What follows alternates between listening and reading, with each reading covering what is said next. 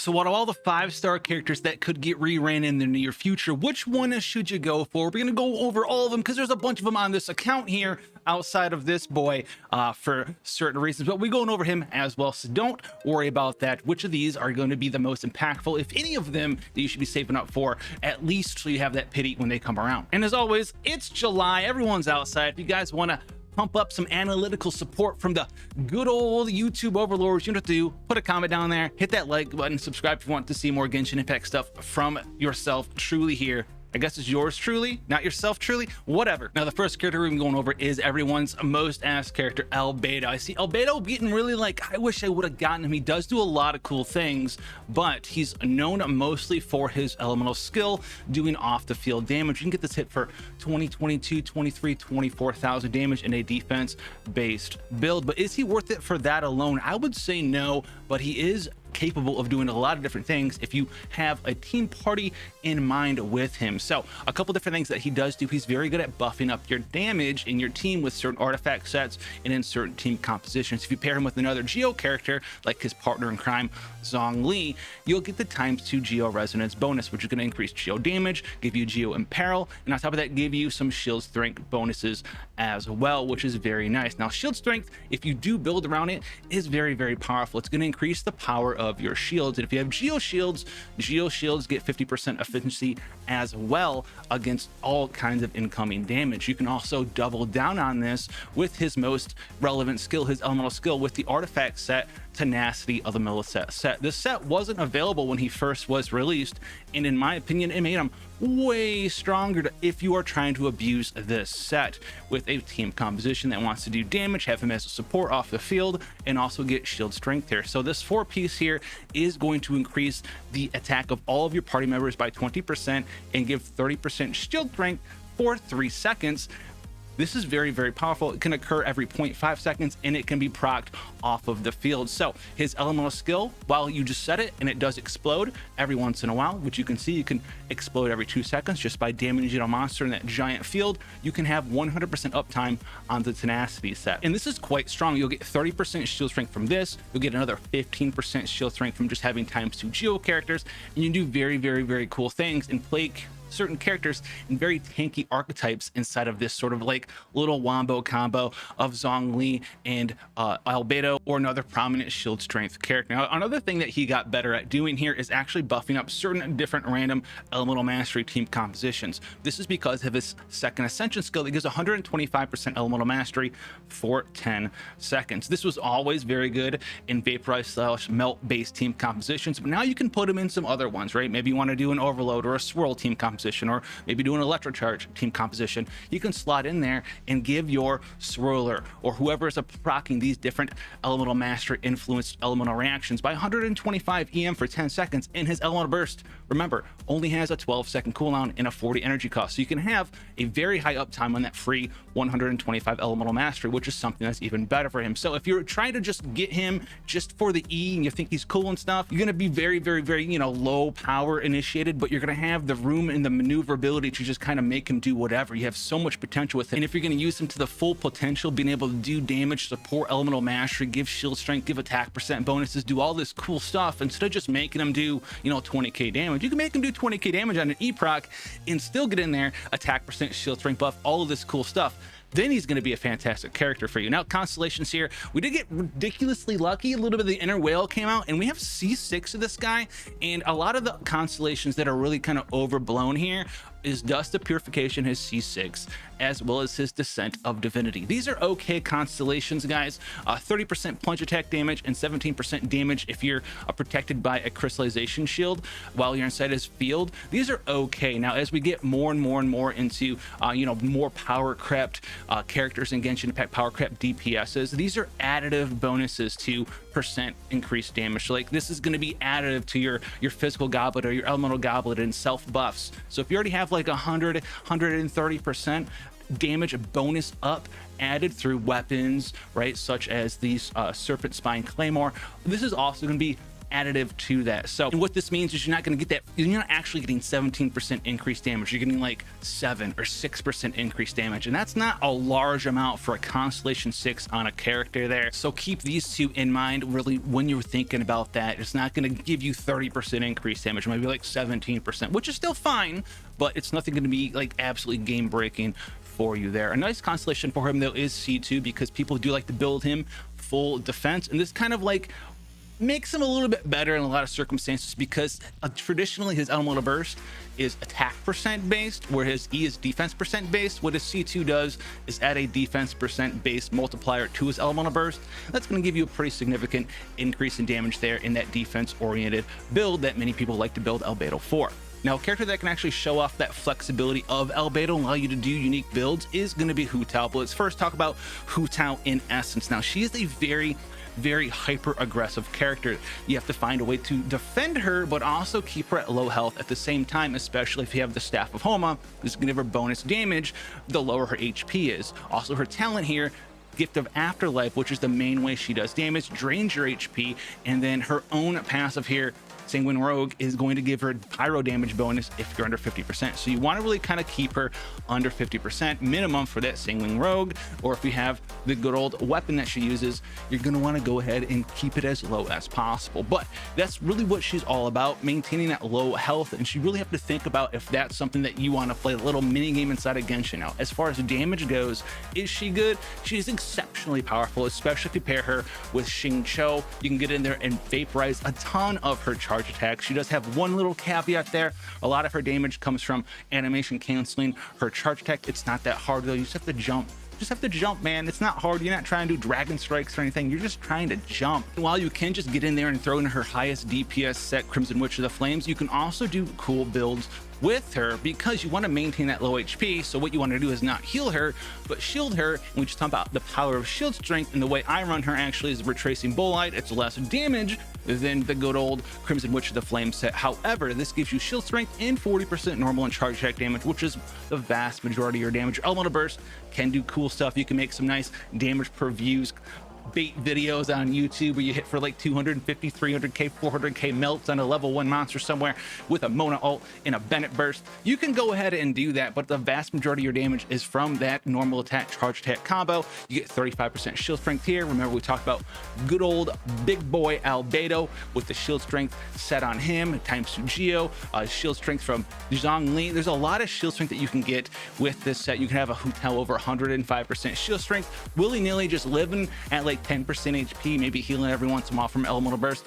It's a very powerful thing. As far as DPS goes, if you like that playstyle, she does a ton of damage still an incredibly powerful character, and so this could be one to put on your watch list if you do enjoy that super hyper aggressive playstyle and get in there and do a ton of damage as well.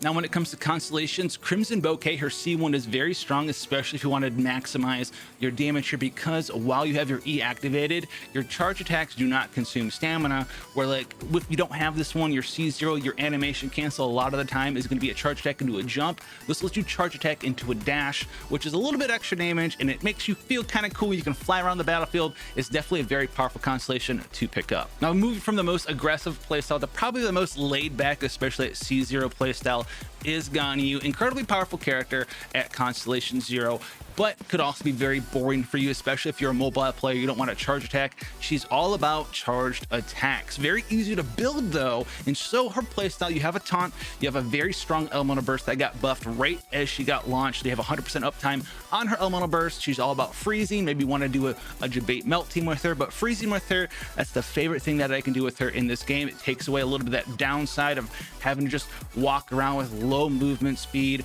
right? Very easy to be hit and interrupted by enemies, and also very slow potential for fun in the game if you don't enjoy spamming charge attacks. If you're at C0, that's going to be the vast majority of what you're doing. However, there are some techniques in the game now where you can animation cancel certain charge attacks into charge attacks to get a little bit of extra uptime and extra DPS even from a Constellation 0 Ganyu, and it adds a little bit to the gameplay standpoint as well, because you're animation canceling charge attacks into other charge attacks, so it kind of makes it a little less boring. In my opinion, C0 Ganyu is a very boring for me to play.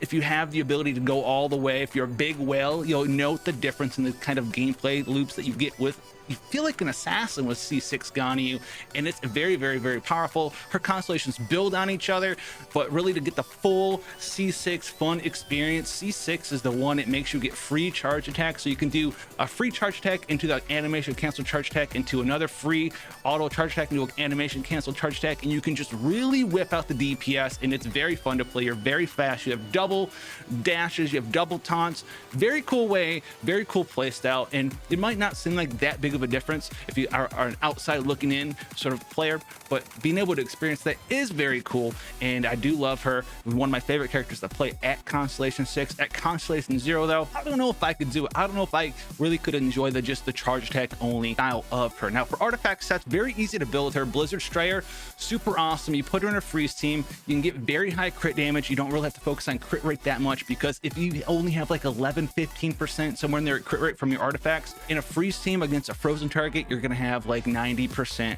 crit chance already. Very easy to do based on her talents here. She gets extra crit rate against enemies that you hit with your charge attack. That's 20% free. Blizzard Strayer gives you 40% free. Very easy to do. ×2 crowd gives you 15% for free. So a lot of free crit rate out there for a Ganyu. So easy to build, very strong at Constellation 0. But if you don't enjoy that charge attack basically only playstyle with a big field just kind of dropping around everywhere, might not be the character for you if you're not going to enjoy that playstyle. All right, so Xiao, one of the easiest characters to kind of just get in there, Pogo Hopper extraordinaire. He's held back by a couple things. He's very similar to Hu Tao, so he's a very aggressive character. He drains his HP with said elemental burst over time. A little bit harder to manage because while Hu Tao drains chunks of her HP on activation of her elemental skill, you can kind of guard her against that with a slight amount of healing from like Xingqiu or whatever character. Xiao drains his HP quite a lot because his percentage HP per second he's out on the battlefield there. And other downside to him is he's an animal based character. There's not a lot of ways to reduce enemy animal resistance. It's all locked behind very high constellations for some of the other Animo support characters. Unless you're using the main character in Animo form, you can get C6 on that character, get some Animo resist there. But outside of that, he did get a slight buff in 1.6 because even though you don't stack a ton of elemental mastery on him, Swirl did get buffed up. So if you have a way to increase his elemental mastery in certain team compositions, you can actually do a lot of damage with his Swirl effect in AoEs now, where you can spread, electro charge. You can go ahead and put him in a freeze team if you want to run him that way. You will break the freeze on the plunge. You can hit him with shatter, which will also get buffed up by your new EM, but then you can freeze them again. So there's a lot of cool stuff you can do with him. If you do enjoy spamming plunging attacks over and over and over in his charge attack, plunge attack animation console, you can go ahead and do that. But he is going to be kind of an AoE master supreme, and he will be, a little bit worse in DPS than the other author mentioned characters that we mentioned already, who are main DPSs like Ganyu or Hu Tao in single target situations. AoE is where he shines, and Swirl did help him out a lot, especially if you give him some free elemental mastery from some other character like Albedo. Now Eula you shouldn't see anytime soon, but as far as just mentioning her, she did come out not that long ago. If you do enjoy physical damage, which physical damage, Eula in the right build is very versatile. You can throw her around everywhere and she's just going to do a lot of good stuff for you. She's just not very good at breaking down a lot of the different shields in the game. She doesn't do a lot of elemental damage. She does do a lot of physical damage though, which means you can kind of take her wherever it is that you want to go. She's a pretty build flexible character. She has two different nice artifact sets, with the Bloodstain set or the Pure Flame set. Very good sets there, boosting physical damage, giving attack percent bonuses. Very good stuff and very strong when it comes to doing physical damage. You can build her tankier with a sort of Zhongli, Albedo inspired team like yourself here uses. Very cool stuff. Big barriers. Works very well with Beidou official, and also should work very well with the Electro main character version in Inazuma patch 1.7 or whatever that patch number is going to be. I'm looking very, very forward to the main character's Electro form. I think I'm going to be possibly mating that with this character as well, but keep that in your back of your mind as well. Now, the other ones we're not going to go into a lot of detail on because they already just got reran. Obviously, Zhongli, if he ever gets reran again, if you've missed out on him or something, he's an incredibly powerful character. He's a game changer. He allows you to do these very tanky builds. He's got very nice resistance downs, huge shields, has Petrify. Not a whole lot of bad things you can say about Zhongli. Venti, the same thing. If you want a lot of crowd control, if you want a lot of swirl action, you didn't have resources to pull for Kazo, maybe Kazo wasn't your thing, Venti is always going to be a very solid pickup for you, because an animal support, if you don't have one built up for the first time, get your hands on one of them and you're gonna have a good time with that there. Some of the other characters, Klee and Xiao, were just around. A lot of people probably passed over them, kind of antiquated sort of on the DPS. You can still do good things with Child out there if you're a fan of Tartaglia, electro charged sort of teams, very nice there. And then Klee is going to be, she can still do good stuff, she can still do cool stuff, but she's got this sort of like clunkiness in her kit that you can work out with a bunch of different animation cancels. But that girl is like playing Smash with like a old like Nintendo controller sometimes, so keep that in your mind there as well. So there's a lot of good characters to pull for in Genshin Impact when they eventually are reran. Remember, there's no sort of official statements on what order these characters are getting reran. They seem to be doing the older ones first, obviously, and moving their way on up from that. So if you want to put some primo gems in your back pocket, wait for some of these characters to get released. They will eventually probably get added back to the game at some point. There's some banners that you just have to fill dead space with, so keep that in mind. Is it going to happen next week, this month, 3 months from now? Nobody knows, but hopefully you found the information from this video valuable. If you guys want to come back, obviously you know where I'm at. Come over here, smash the sub button with the Hu Tao's Elemental Burst, the giant ghost, fling it into the ground. And if you are subscribed already, make sure you're subscribed and then turn that bell on, and I'll see you guys in the next one.